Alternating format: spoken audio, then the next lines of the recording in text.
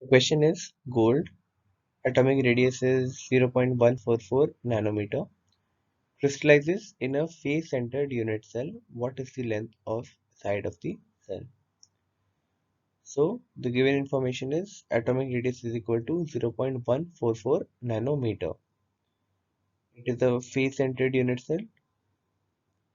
So for a face-centered unit cell,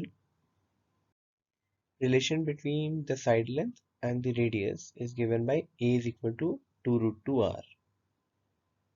So A is equal to 2 into 1414 into 0.44 nanometer.